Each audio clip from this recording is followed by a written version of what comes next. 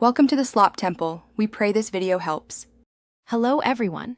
In this video, I will explain how to remove your Tesla Model Y backseat headrests, a task that can seem tricky at first. Whether you need more rear visibility or are installing a child car seat, knowing this process is very helpful.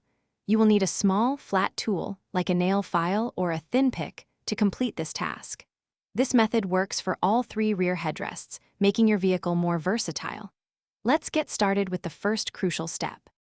Now, let's find the key release points. First, locate the visible adjustment button on one of the headrest posts. This button allows you to adjust the headrest height. Next, look closely at the inside base of the other headrest post. You will find a small, rectangular opening there. This is a hidden lock mechanism that needs to be disengaged.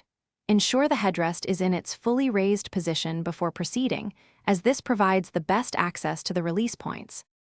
With the release points identified, it's time to detach the headrest. This step requires a bit of coordination.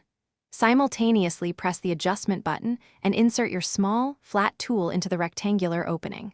Push the tool firmly to engage the internal clip. While maintaining pressure on both the button and the tool, gently pull the headrest straight upward.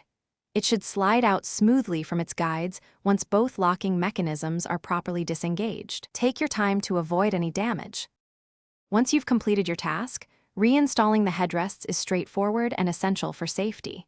Simply align the headrest posts with the guide holes on the seat. Push the headrest firmly downward until you hear a distinct click, indicating it has locked securely into position. Always perform a quick pull test to confirm it is fully secured and cannot be easily removed. Properly installed headrests are crucial for protecting occupants in the event of a collision, so never skip this important safety check. Thanks for watching. Consider subscribing if we helped you.